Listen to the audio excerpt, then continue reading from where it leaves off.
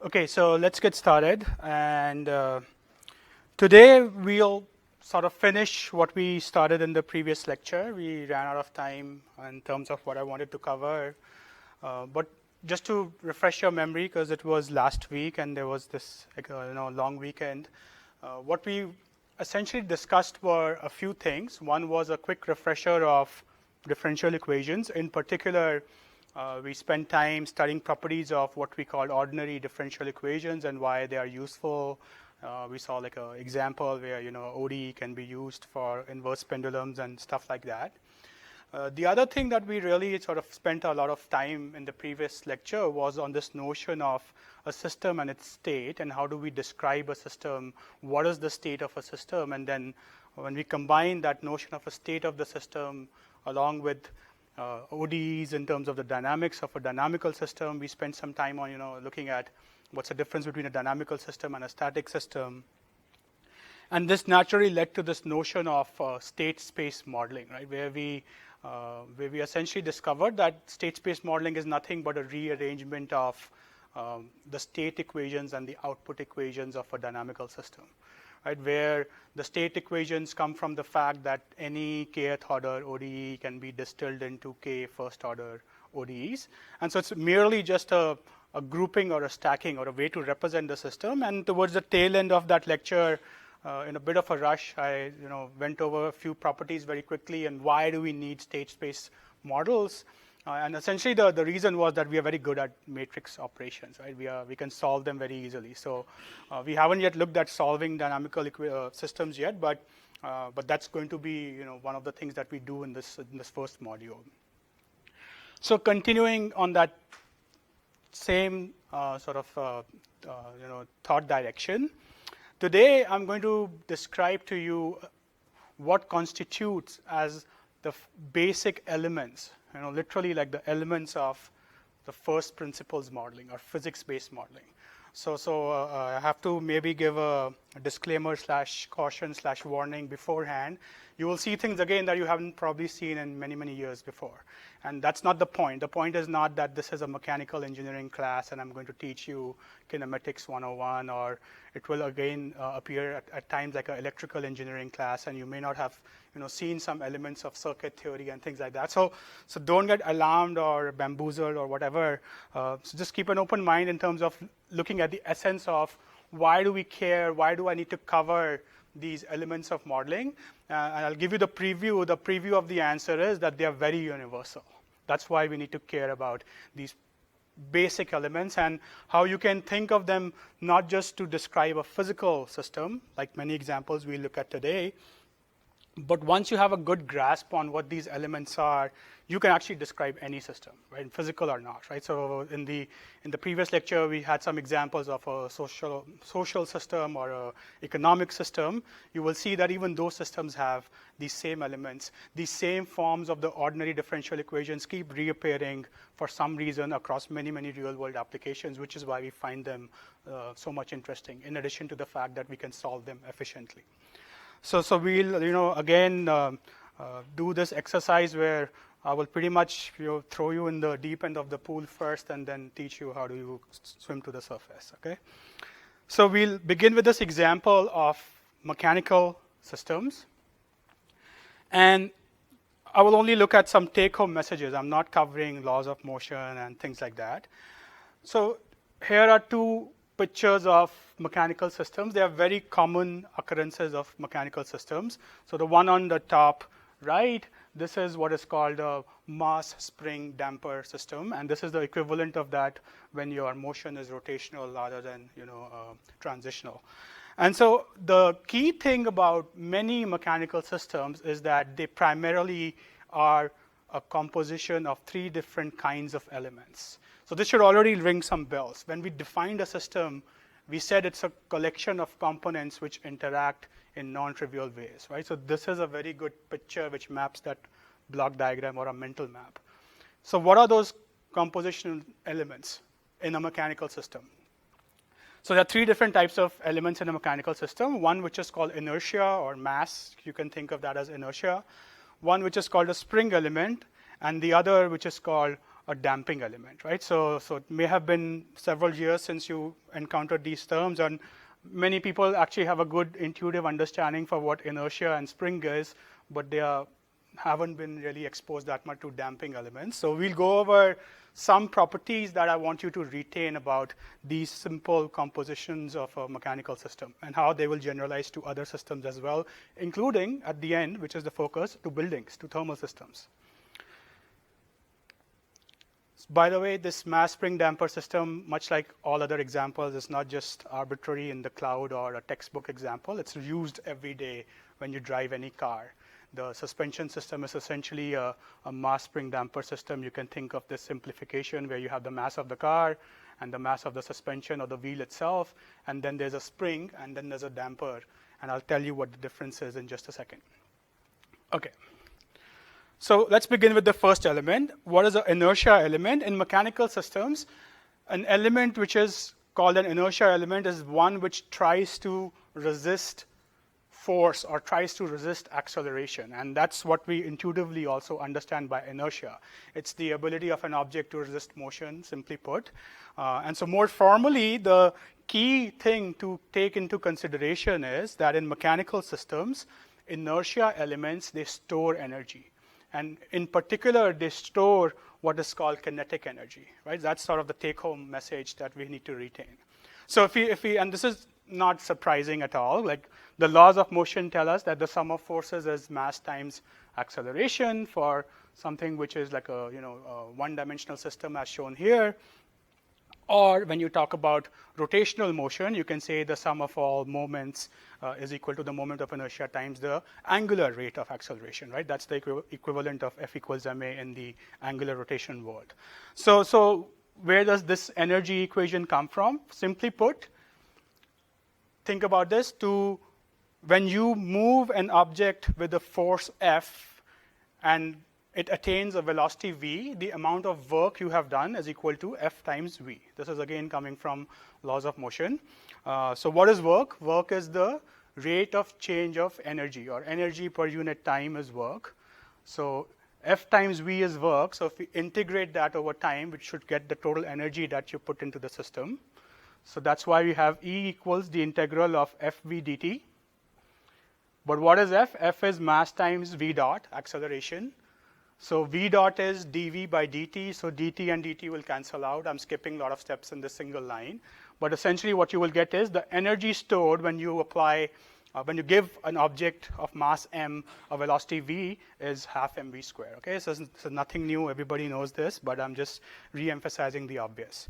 So the key thing is inertia elements in mechanical systems store kinetic energy. Why kinetic? Because it's proportional to the velocity square. That's where the term kinetic comes from motion. So that's inertia element, and so the mass in the system or a moment of inertia of a system is that inertial element which is storing this energy. So let's move on to the next compositional element, which is a spring system. So unlike F equals ma, the governing equation for a spring element is that it's proportional to displacement, not acceleration, right? So simply put, it will take you twice as much force to stretch a spring twice as far. Okay, that's what this equation F is now some spring constant times the displacement of the spring element.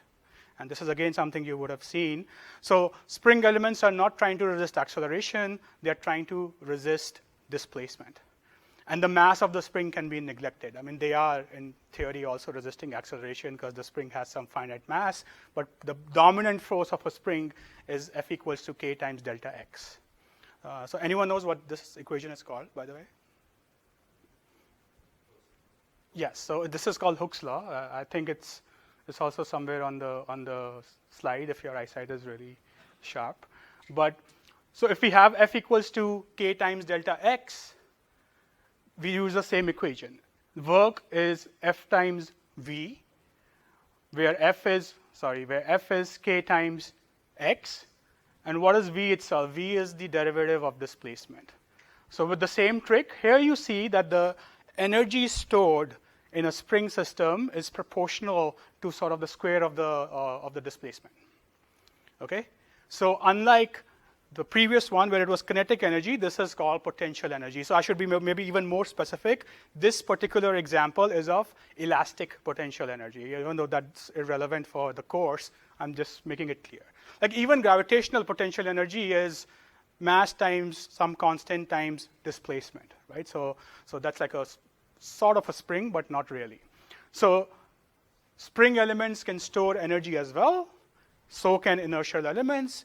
The other thing I also want to quickly point out, since we already touched this point several times before, Hooke's law is actually an approximation of a nonlinear relationship, right? This linear relationship between f and delta x only applies in some minor region of the curve. For many real springs, the relationship is nonlinear.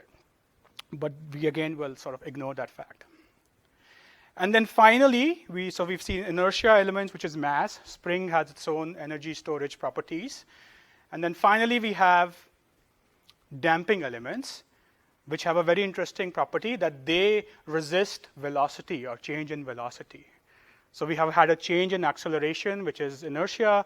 Change in position is sort of spring or potential. And then damping is a change in velocity, right? So the force required to sort of change the velocity is getting resisted by this coefficient b in some sense.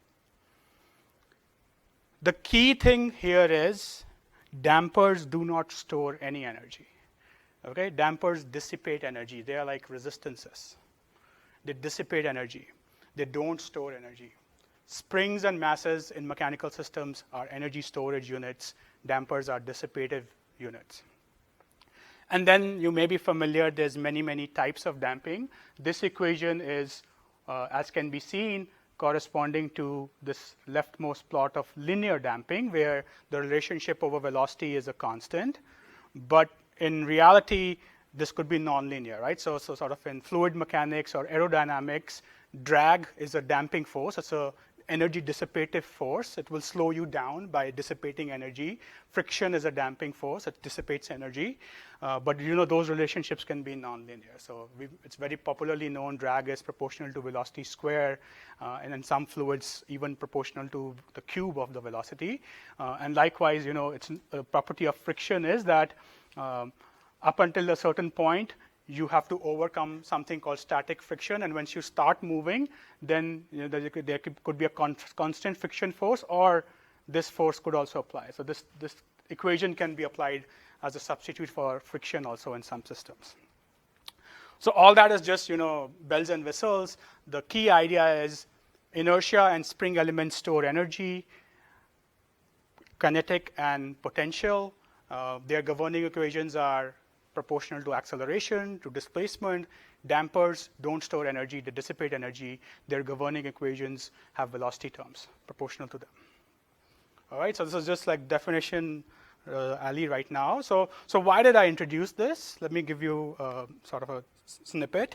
In the previous lecture, we defined what a state of a system was, right? So can anyone recall how did we define the state of a system? Like, what is considered as a state of a system? What's sort of the informal definition of it, not a mathematical definition?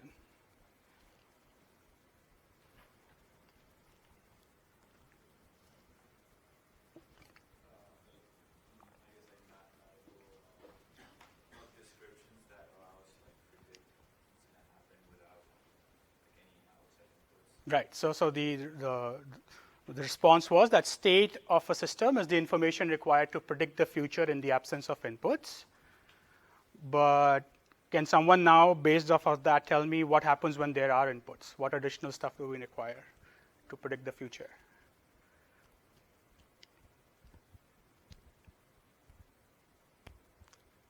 If there's no absence of inputs and I still need to predict the future state of the system, what two things do I need to know? We sort of covered this previously.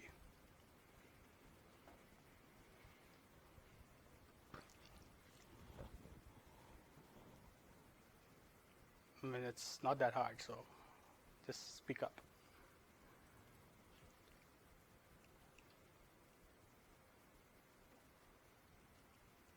No one knows? Yes? Do we need to know anything else? That is correct. We need to know the initial state. Anything else? Because there are inputs as well, so what do we need to know about them?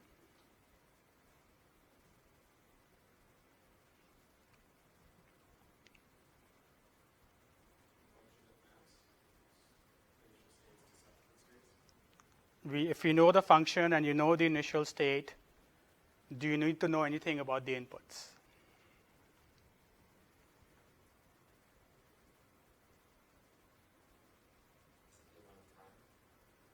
Is it only the amount of time, or you're all getting closer to the answer, but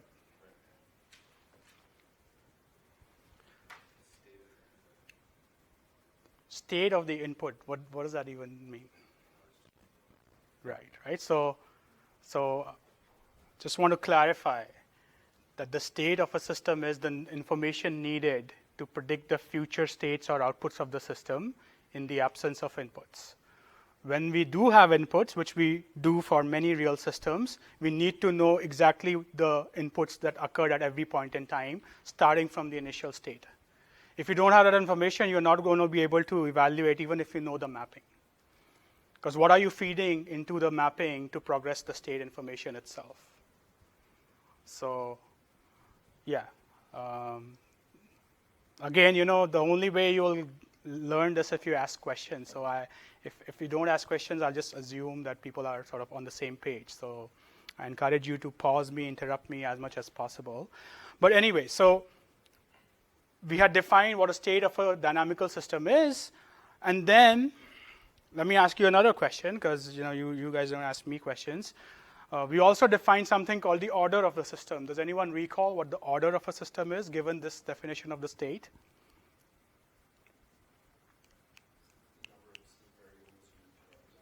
Very good, right? So we define the order of the system as the sort of the minimum number or the very least amount of state variables you need for this to be true.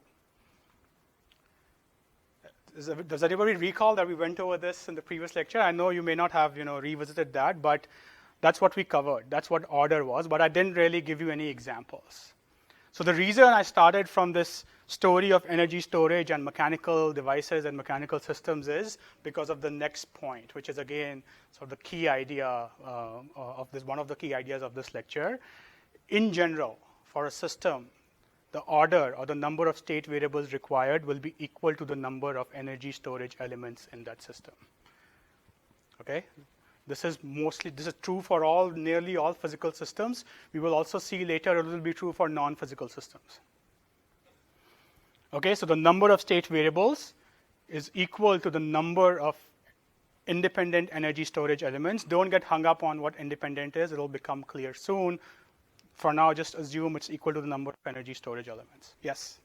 Do any of these definitions have to change if there's any kind of stochastic noise in the model within each time step? Yeah, so that's a very good question. Let me just quickly repeat it. The question is that how do these rules or definitions change? Like, can we still predict the future state of the system if there is noise in the system, for instance? And the answer is yes, they will change. We have to account for some nominal model of the noise in that case, right? So this statement will no longer be true. If there is noise in the system and you have a history of inputs present, you will only be able to predict the state with some uncertainty. You cannot exactly predict the state. Okay, and we'll see an example of this maybe by the end of next week. Okay, so the key idea is that the number of state variables or the order of the system is equal to the number of energy storage elements. So let's see this actually play out in an example, and I'll run this example again because this is sort of getting you into this habit of looking at a system and writing the state space equivalent of that. So without actually going into this free body diagram stuff that we went over last time, I'm just telling you that this is a 2-mass spring damper system. We have M1, M2. We are looking at the motion of M1 in this coordinate frame Y, motion of M2 in this coordinate frame Z. Both are along sort of this positive X direction. And so without going into the details of balancing out these forces, I'm just telling you that the equations of motion of this system are the following two equations. And intuitively, you can also really easily validate that. If we look at M1, we balance out all the forces on M1. So mass times acceleration plus some constant times, some damping constant times the change in velocity plus some spring constant times the stretch in the spring is the forces acting on M1, and they sum up to 0. And the bottom equation is the same for M2, but they sum up to this input U. Okay, that's where this came from very, very quickly. That's not the point, though. So now, we do our regular trick. We have two equations. Both equations are second order ODEs. So I hope by this point you know what that means. So we have y double dot and z double dot terms, which is where the second order part comes from. So therefore, for each of the second order terms, we can distill them into two first order ODEs. And so let's do that. So if I have the following change of variable, I define x1, x2, x3, x4 in the following manner, where pretty much x1 and x3 are y and z, and x2 and x4 are the derivatives of x1 and x3. So with this change in variable, I can now substitute this into my equations of motion, and they will become first order equations, right? I hope everybody understands why that happens, because we have a y double dot term which will essentially become a x2 dot term, making it first order in x2. So we do this substitution and change of variable trick, and the output is now shown on the left-hand side, where we have two equations, the same two equations in fact, but they are now first order equations in x2 and x4. So for the sake of sort of completion and also to reinforce this idea of state space, we can now collect all these equations. So remember, we expect 4 state equations which are first order, because there were 2 equations, both second order each. So here are those 4 equations for your reference, right? So we have, the first equation is simply x1 dot equals x2. Another equation is x3 dot equals x4, and then x2 dot equals to this term and x4 dot equals to this term is coming from the equations of motions. Right, so what we have really done, we have created 4 state variables, and we have rewritten the original equation such that it can be described by the first order ODEs of our newly defined state variables. Everybody with me so far? So why did we do this? We did this so that we can write it in the state space form, where you have x dot, where x is this vector that we defined, equals a times x itself plus some matrix B times the input U. And once again, the sanity check is, our first equation is x1 dot equals x2. So if you look at x1 dot, that is equal to the first row times this vector. Everything is 0 except the x2 term, and there is no input. And if you look at a more complicated one, let's look at this last equation. x4 dot is equal to this entire expression. So we see here x4 dot is equal to the bottom row of this A matrix times this state variable. So you will pick up all these terms of x1, x3, and x2, and x4 from this bottom row. And then we also have a term 1 over m2, which is getting multiplied by the input, which is appearing in this last element of the B matrix. Okay, so I'm kind of repeating the same thing because I want you to get very, very comfortable with this idea of state space representation. This is also what you are actually doing in your homework. So I want this to become like your second nature. If I wake you up at 4 in the morning, you can write state space forms of ODEs. So this is nothing new, but sort of we've already seen this. My question now is the following. Is this the least number of states that we need to describe this dynamical system? And we already have some folks who say no. So who all say that this is not the minimum number of states? Okay, just a few hands. So can someone who has raised her or his hand tell me why they think this is not the minimum number of states? Very good. So the response, which is the correct response, is here we have 4 state variables. First of all, there is nothing wrong with this system description. This is correct. This system is exactly equivalent to those two equations of motion that we had earlier. But this is a separate question now. This is sort of saying what's the minimal set of states you require. And the response was, we can actually do away with only 3 states. Why? Because if we look at our actual spring mass damper system, there's 3 energy storage units in that system. So there are 2 masses, which are inertial energy storage, and there is 1 spring, which is like a potential energy storage system. The damper does not store energy. So indeed, it should be possible to describe those 2 equations using 3 states, just by looking at the components of the system and thinking in terms of how energy is getting transformed in the system. Right? So we have 3 energy storage elements, the following ones, 2 kinetic and 1 potential. So now, if I actually define the following state variables, where instead of having a different variable for y and z, which would end up in having 4 variables, 1 which is y, 1 which is z, and 2 which are the derivatives of y and z, I just define 1 variable, which is the difference of y and z. And then I define 2 variables as before, y dot and z dot. Now, if you look at this new sort of transformation of variables and revisit the equations of motion, which are on the top right. So these are the original equations in y and z. So you actually see why this transformation makes sense now, because there is no term which is independently getting multiplied or added, or essentially a function of just z or z dot or just y dot, or just z or just y. They are always occurring in pairs. The only part where they differ is there is m1 times y double dot and m2 times z double dot. So that's why we have a separate variable to take care of that. But all these other variables, x1 will suffice when we do the transformation. And we could have made this argument directly by just looking at the form of the ODE and the, just playing with algebra basically.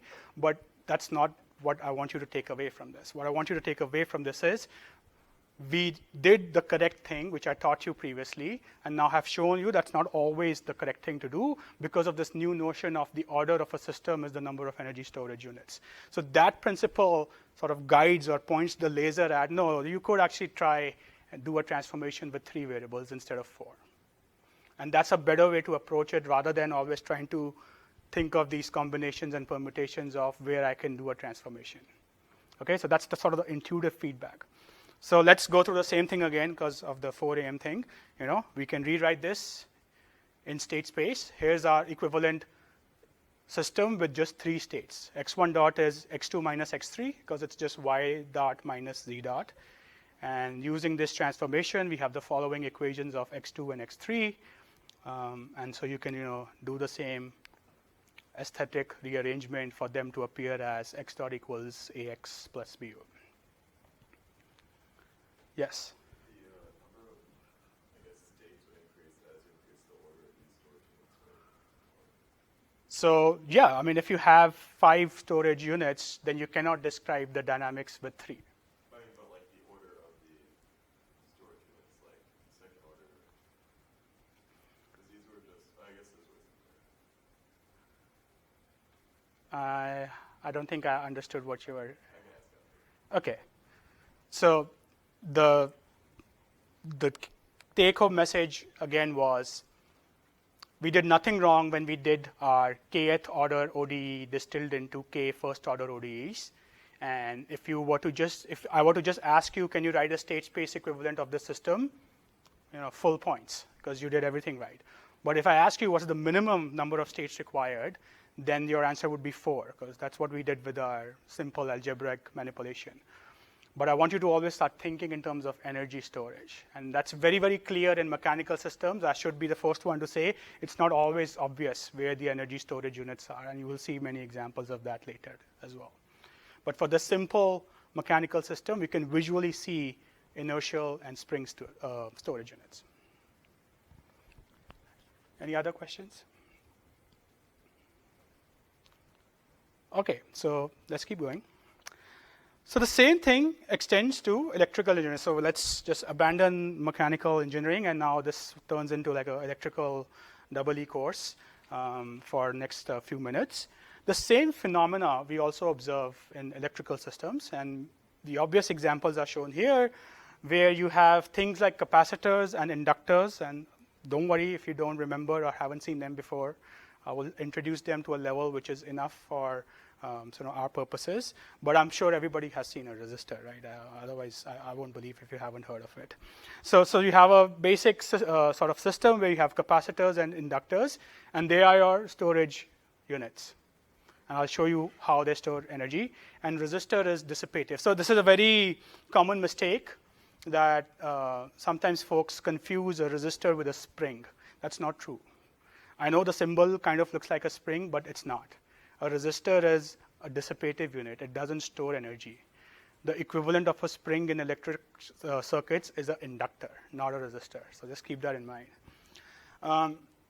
So by the way, this is again the off-topic commentary, but these elements are called passive elements in EE because they don't really generate energy in any sense. They can only transform energy from one form to the other or store energy. There's something called active elements here as well.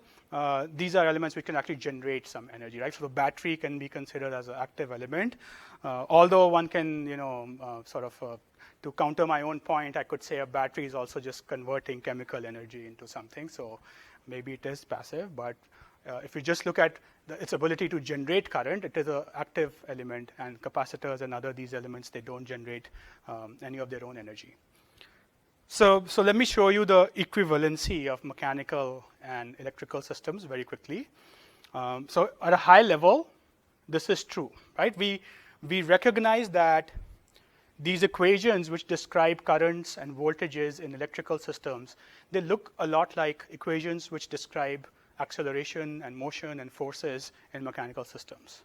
That's just observation, right? So the mathematical form of how energy is stored, what variables are transforming stuff from one thing to the other are very, very similar. So that sort of motivates us to draw this or think about this equivalency that maybe the velocity and force in mechanical systems, they are equivalent to the current and voltage in electrical systems. And this actual equivalency extends across many, many applications. I'll show you a picture later on. But let's probe this mechanical electrical part just to one level of depth for the time being to get to the main point of this sort of first principles lecture. So let's talk about inertia in electric systems. So I said that the energy storage element, which is equivalent to mass or inertia in mechanical systems, is a capacitor. And here's sort of the mathematical proof or viewpoint of why that is the case, right? So just to sort of level everyone's knowledge about capacitance, if you haven't seen this before, capacitance is essentially, when you think about mass as the notion of sort of a body to resist acceleration of motion, capacitance tries to resist current. Okay, so what is a capacitor? If you have to fall back on some definition, I think it's defined as amount of charge required. So Q equals CV. So amount of charge required to raise the potential difference across some isolated electrode by 1 volt. That's equal to the value of C, right? If V is equal to 1. So anyone knows in what units do we measure capacitance? Just for kicks. It's not relevant really, but do you know what is used to measure capacitance in what unit? Farad, yeah, right? So it's not important, so again, don't panic.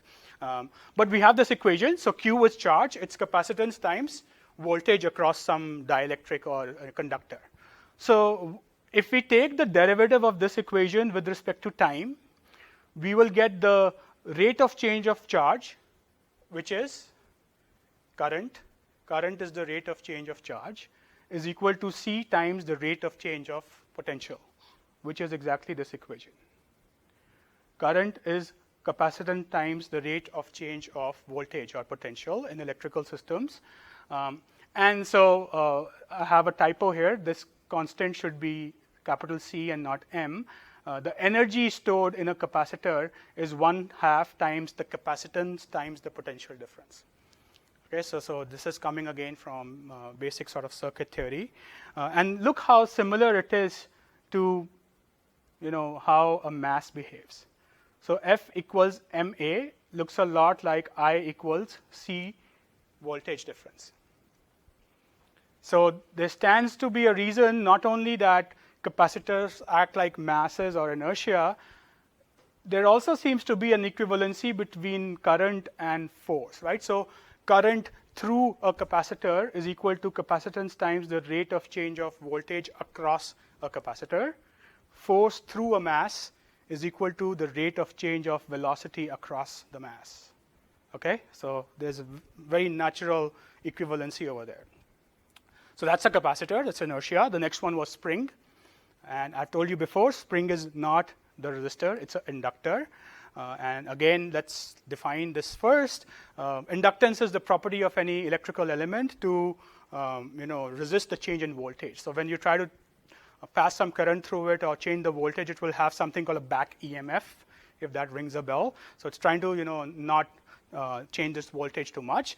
And so without going into too much double E at this point, let me just show you the equation that the voltage drop across a inductor is the inductance times the rate of change of the current through it, right? So if you try to change the current, it will try to resist that, which is a lot similar to the equation of a spring.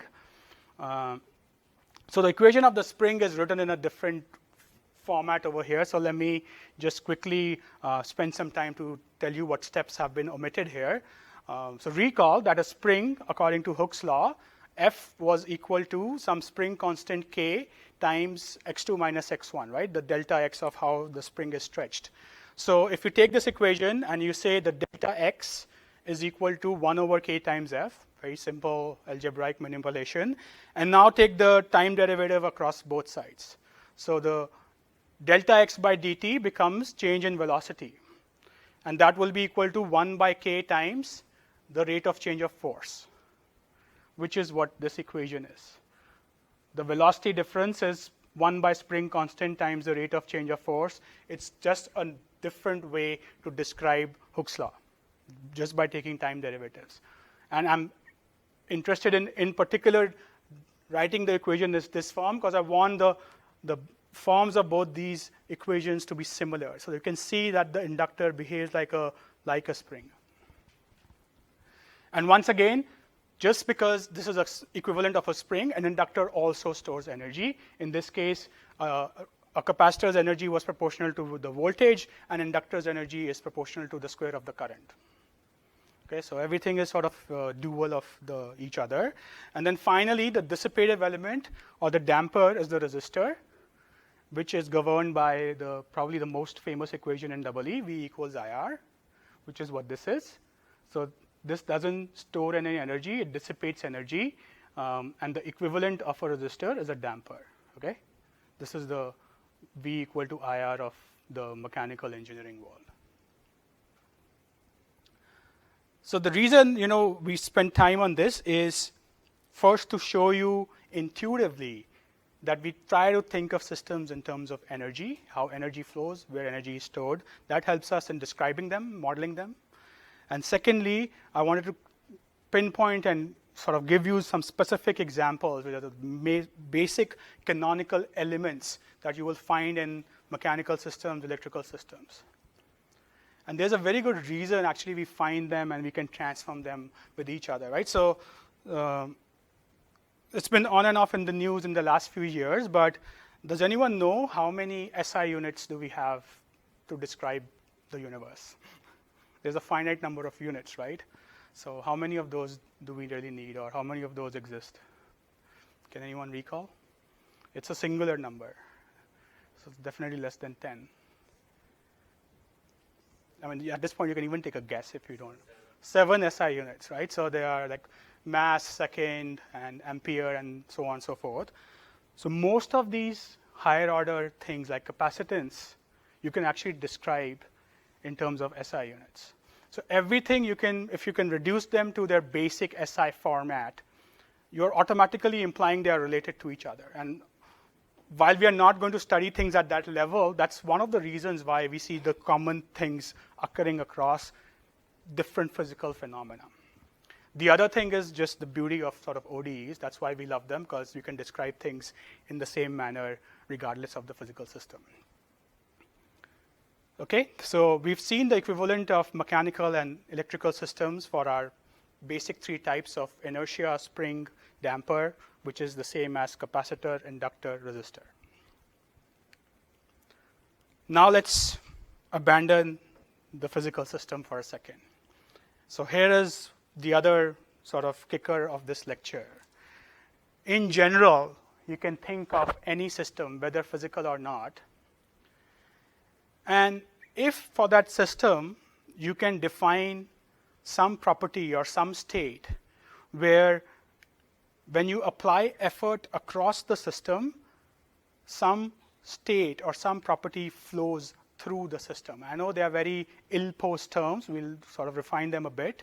But when you apply funding across the research lab, more research or papers flow through the lab. Okay, so even non-physical systems. When you apply, or you can even think of the dual thing, right? When you apply force through a system, it results in velocity across the system. When you pass current through an element, it results in potential drop across an element.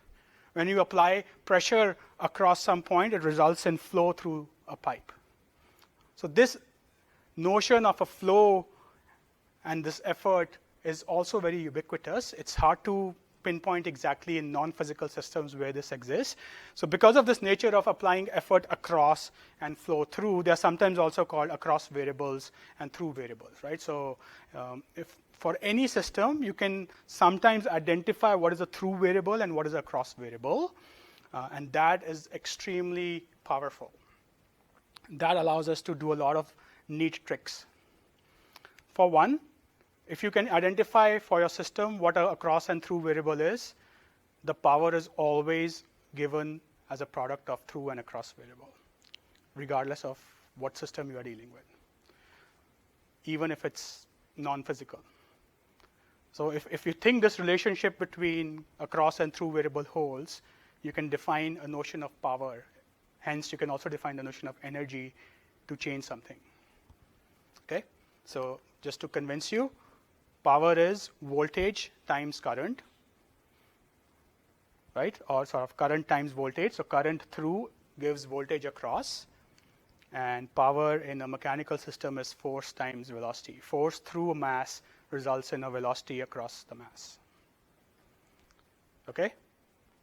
So this may be new for some of you, but this is a very general idea of thinking in terms of effort and flow through a system and across a system. Some things to note which may make this idea easier to sort of digest is to revisit physical systems and mechanical electrical systems and see why we are calling these variables through and across. So these three statements may not be true in general, but by and large for mechanical and electrical systems, they always tend to hold. So through variables, like I said, are measured through an element, right? So current is measured through an element.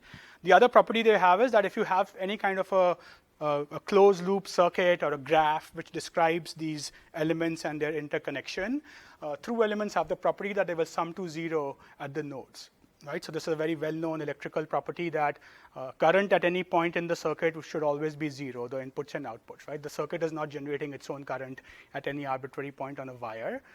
This actually allows us to solve circuits. It's called the Kirchhoff's law of whatever. So that's where this comes from.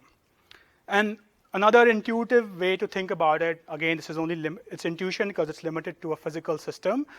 You need to measure these variables by stuff which is connected in series with the elements that you are trying to measure in the first place, right? So a current is measured using something called an ammeter.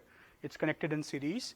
And force is measured using something called a strain gauge. It's connected in series, right? So if you've ever traveled, which I think all of you have, and you are curious about whether you have surpassed the weight limit of your baggage, there's this $12 gadget you can buy, which is essentially a hook, and you lift your bag.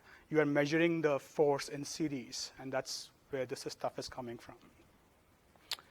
So that's properties of through variables. So across variables have sort of dual properties. Variables which are defined by measuring usually differences, right? So Voltage is irrelevant when you define voltage as 2 volts at this point on the wire. No. Voltage is always voltage difference, whether that's explicitly written or not. Right? 2 volts doesn't exist without a reference somewhere on the circuit. Right? Likewise, velocity is nothing but how fast you were between 2 points. That's velocity. Given a velocity of 2 meters per second at one point doesn't make any sense, even though we don't tend to think about these things day to day. So just like the equivalent of the Kirchhoff's law here is that if you have a loop in the system's description of these elements, across variables will sum to 0 in a loop. Right? So the potential difference in a circuit has to sum to 0. Otherwise, voltage is getting generated from somewhere. And to look at in terms of the measurement of these, the best way is like you measure voltage across 2 points. You can't just put 1 point and measure voltage at any point in the circuit. So let me again pause here because this may have been a new idea. These are mostly still definitions, but I want you to sort of keep them with you because we are looking at mechanical and electrical systems, which maybe perhaps is not that exciting or relevant to what you do in your research or what you may be interested in doing further. But I'm telling you right now that even if the system is not mechanical or electrical, you can still think of whatever system you are working on, what's a cross variable or a through variable in that system, even if it's non-physical. So any questions?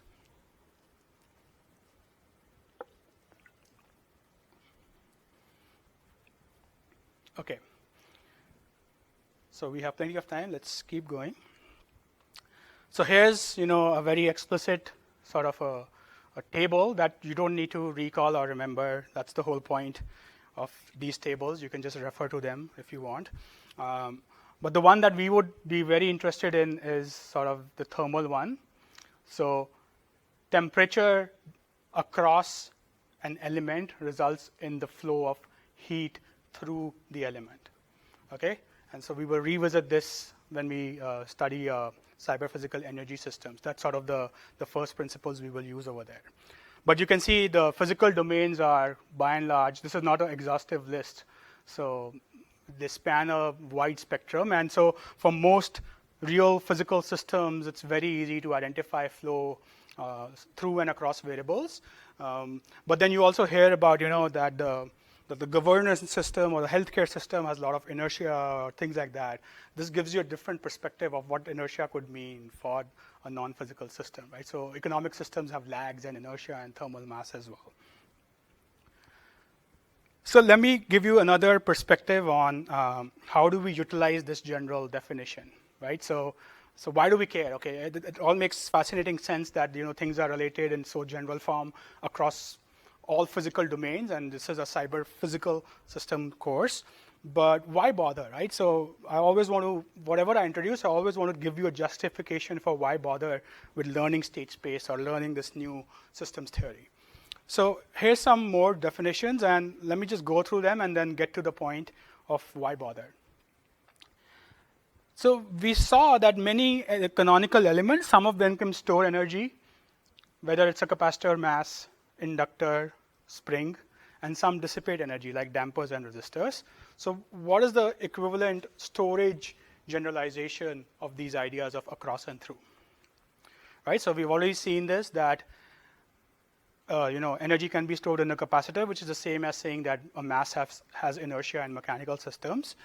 So such systems where the energy stored is a function of the across variable.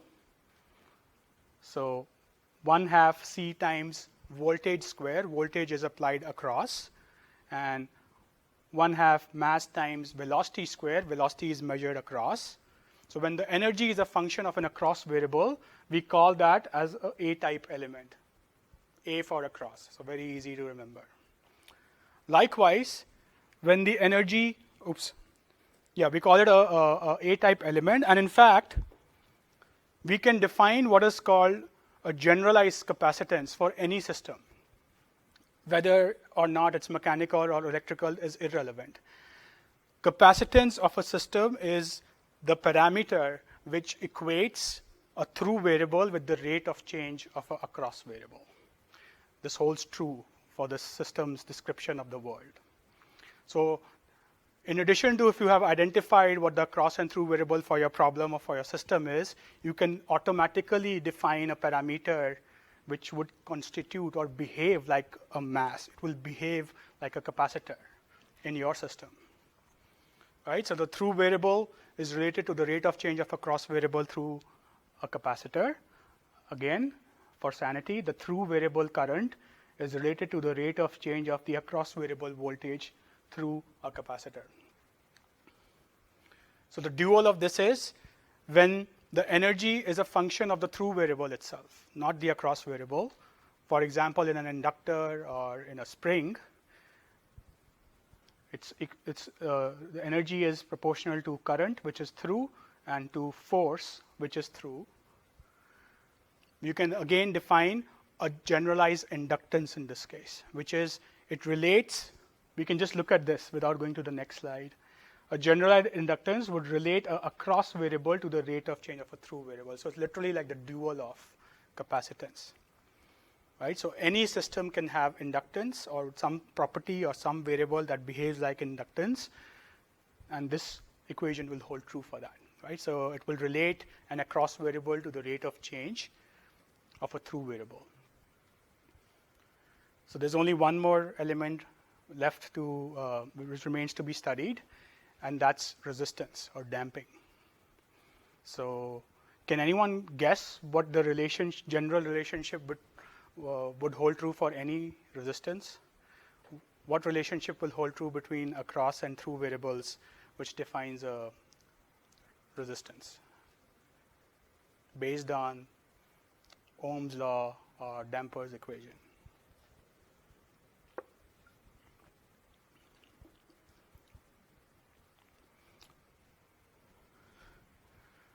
So in V equals IR,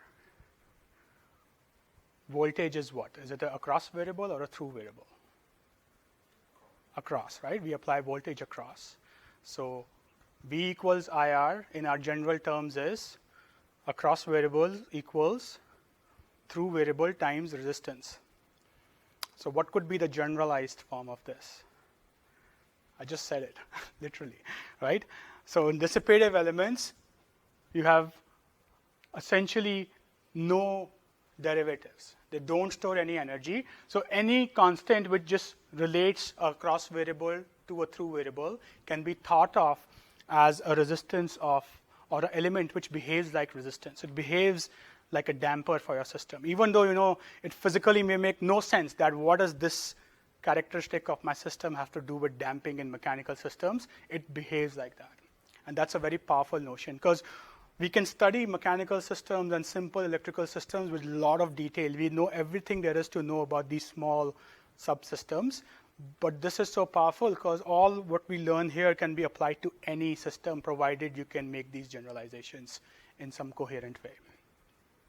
So which is why it's very powerful. This is what allows us to time and again model systems using first principles of physics. This is what is common across all physical systems and sometimes even non-physical systems.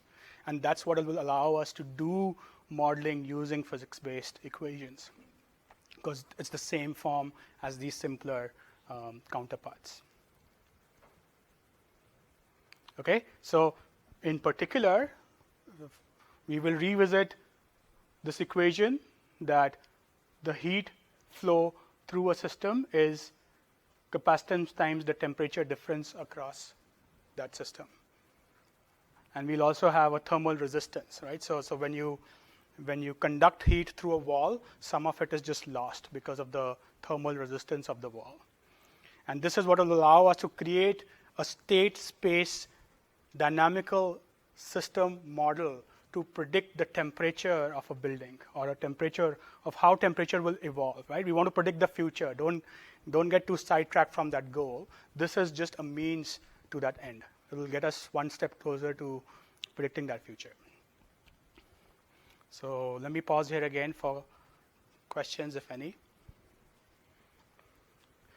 And I think after this lecture, there may be a question or two in the homework which asks you about order and stuff. Now you should have a good sense of what the order is and think in terms of energy storage. All right, so we do have some time. Initially I was going to save this for the next lecture, but since we have a few minutes, let me at least set up the next lecture on Thursday by giving you very, very high level, lightweight sort of overview. So I'll quickly change slides. Okay, so so far we haven't really done anything specific to energy systems. In the first lecture, I gave you an overview of module 1. So now is the transition time to actually use these tools that we've learned about generic state space models and generalized systems theory as well, how we will leverage all of these attributes in order to model the dynamics of a building or a single zone in a building. We'll start with a small problem. So this is getting to the cyber physical part of module 1.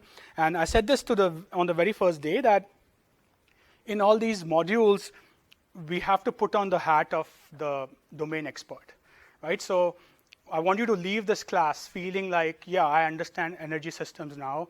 I can go talk to the UVA facilities manager across from him with a cup of coffee and not be lost about what he's talking about. So that's sort of the domain knowledge that we will try to acquire. It takes a long time to acquire this knowledge, of course, but for the very focused problem of modeling, say, the dynamics or electricity of a building, I want you to be domain experts in energy systems for a time being, right? So even though you may be working on robotics and healthcare or many, many interesting problems in smart cities and all problems that you are working on in your research or are interested in, so you may not particularly care about energy systems, but we'll use this as motivations to know what it takes to become domain experts in each of these: energy, medical, and automotive.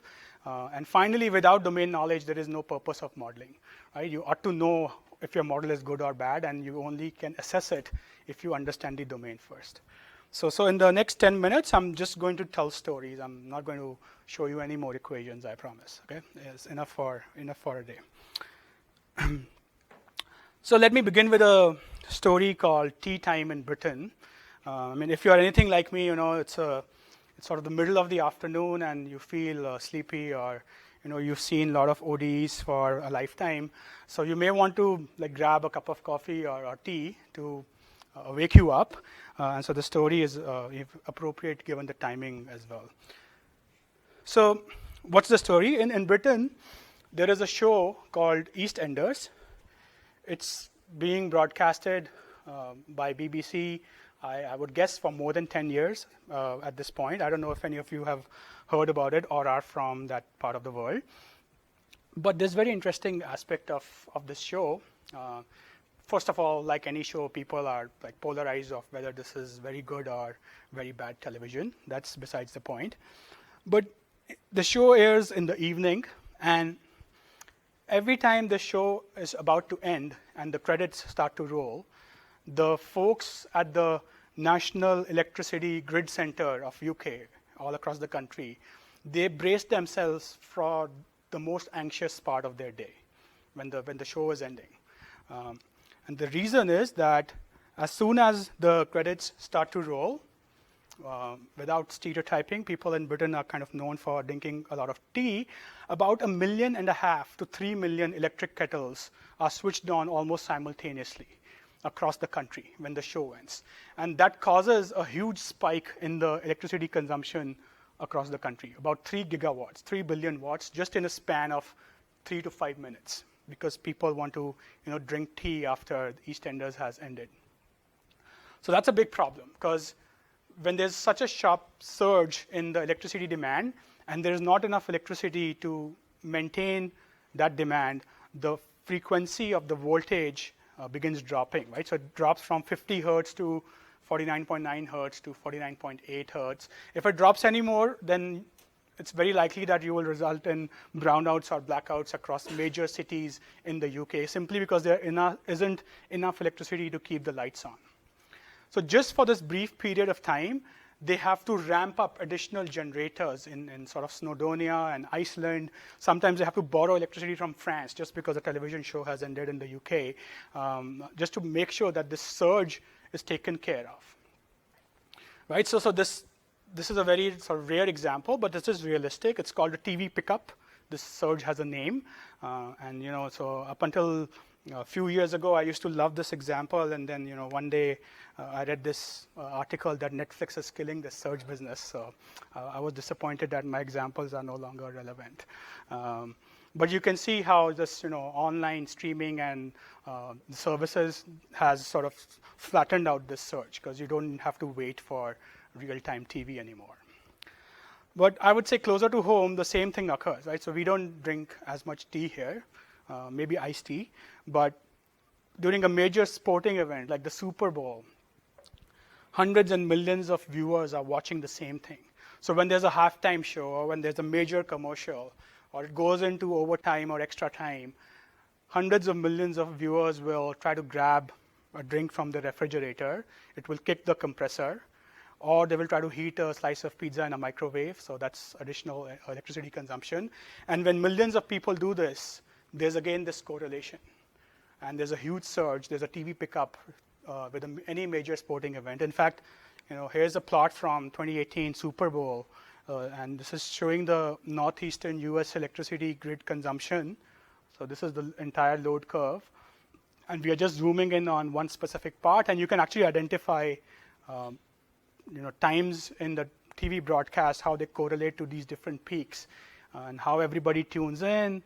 At halftime, there's an additional peak because people want food, and the same applies to any municipal utility company, right? So a lot of people are flushing during the halftime, so there's a lot of peak load on the waste management system of a city. And based on how interesting the game is, you can actually predict how interesting the game is based on how sooner the electricity consumption died down or did it stay leveled up. You can predict who won Super Bowl by looking at the utility company curves from the two cities who were playing each other. Without even watching a single minute, you can predict the score as well. Okay?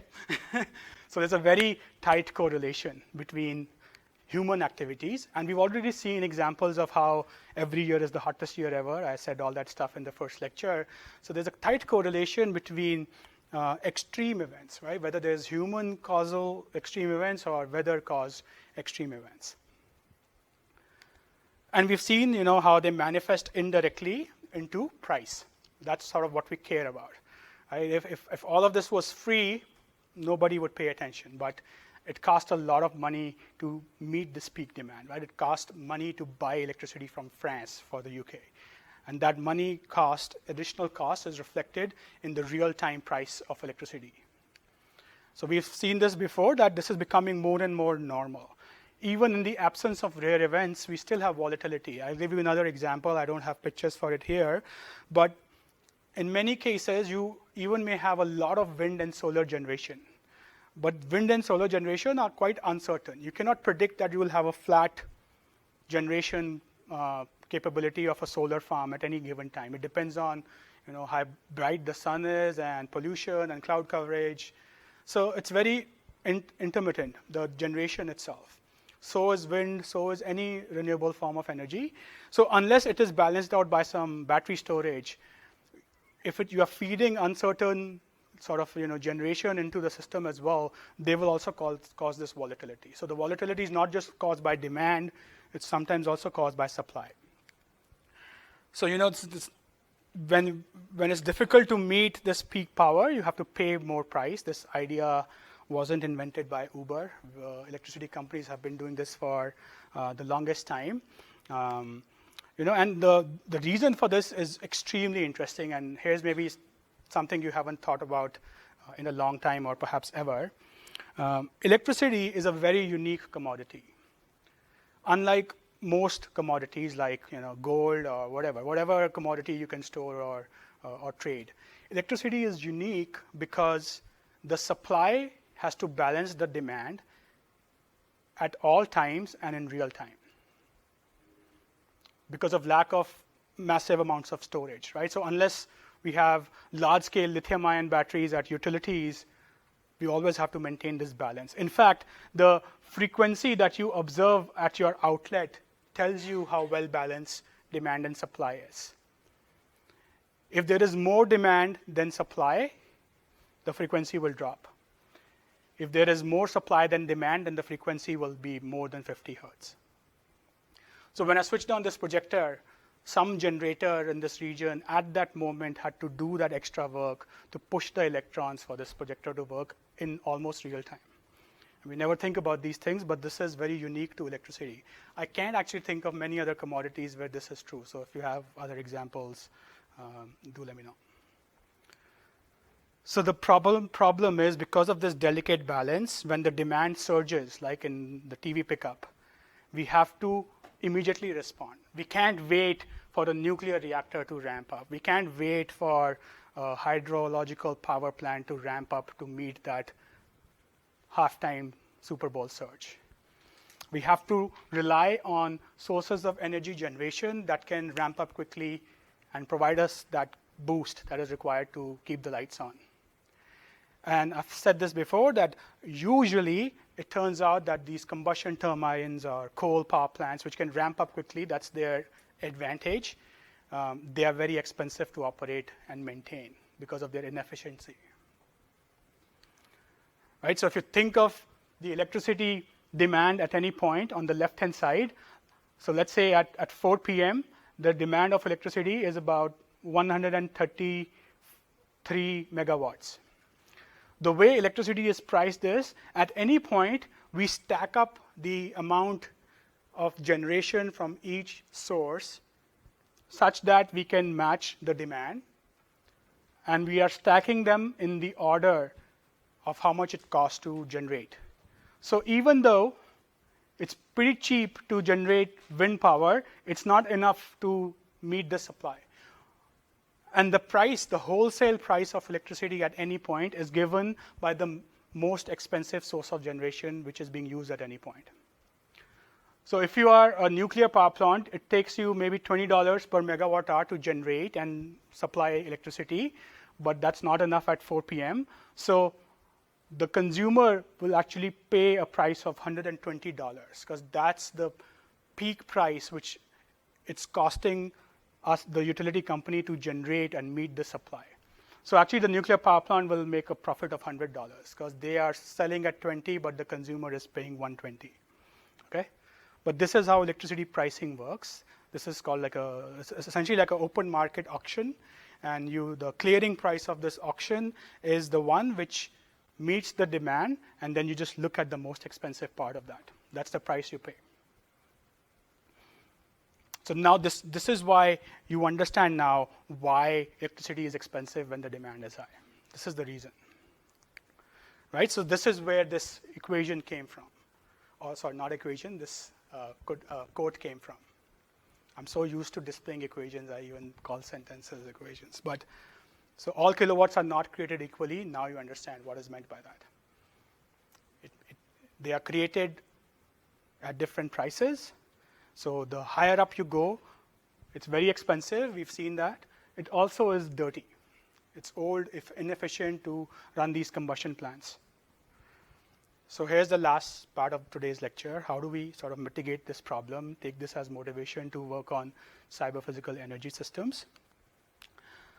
One answer is what is called demand response. So demand response is promised to be a clean, reliable, and a cost-effective way to manage peaks. So that seems pretty good deal. So what is demand response? So here's what demand response is. And I promise this is the last thing we'll cover. I want you to imagine getting paid by doing nothing. Okay? I think that's sort of the dream everyone has, right? So you don't do anything, but still you get paid. But perhaps it's maybe too good to be true, right? So you have to do nothing, and then oftentimes you don't get paid in the real world. So maybe let me correct my statement. I want you to imagine getting paid for not using electricity, specifically during peak hours. Okay, so I'm a utility company. I pay you to reduce your peak consumption during the times when the grid is under stress, and to give you an incentive on, like why me, why not him or her. I'll say I'll pay you this many dollars per kilowatt hour that you curtail your energy consumption. That's the idea behind demand response, right? So as the load on the grid increases, the grid operator anticipates there's going to be a peak in the near future.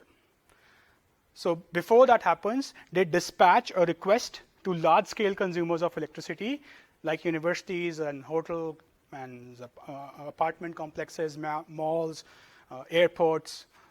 So they literally dispatch a request, an email or a phone call. Believe it or not, it's not that automated. You get a request that if you can shed temporarily your non-essential electricity load, then I will pay you to avoid that peak power consumption, right? So people participate in demand response. They shed their load for some predefined window of time, and they get rewarded by the grid company for doing that, right? So the best thing to do is just shut everything, the entire university, send everybody home, and make a killing. But that's not how the real world works, right? There's a cost to reducing electricity.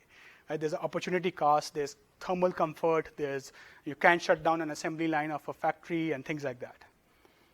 So here's sort of, and this is very familiar. Like sometimes an airline will pay you, don't take this flight, I'm going to give you $800 to take another flight because I'm at capacity. That's demand response in a nutshell.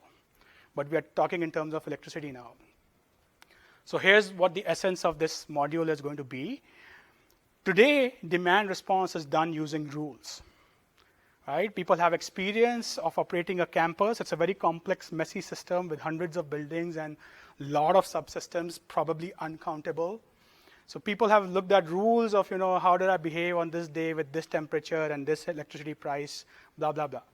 But what did I say on the very first day? Rules, no matter how complicated they are, do not ever ensure coverage. There will always be holes which your rule has missed. So, on one day, the rule may perform very well. On another day, the curtailment may not be enough. On another day, the curtailment may be too much. So there's no guarantees of performance. There's no guarantees you'll get a reward. Sometimes you may even get penalty because you promise that you will curtail, but you did not. So the utility will penalize you rather than giving you a reward. So if you're a building facilities manager and you get this request from the utility, the biggest question you want to answer is, what change should I make in my system so that I can reduce my energy consumption as I promised while still ensuring there aren't too many complaints and phone calls that my office is getting too hot. In fact, even UVA services sends us emails, that today try to switch off some appliances, try to reduce your thermostat. This is the reason for that, because that's a demand response event that probably we are participating in. The answer to this question of what should I do requires us to build a model to predict what will happen if I do something. And that's going to be the problem that we will solve in the first module. We will build a predictive model to predict what temperature will occur if I change a set point, what would be the electricity consumption. So we will focus on the model part of how, if we had this model, we could solve this problem of demand response. Okay, so with that, we are done for the day. If you have any questions, now is a good time to ask. Otherwise, I will see you on Thursday. Okay, yeah.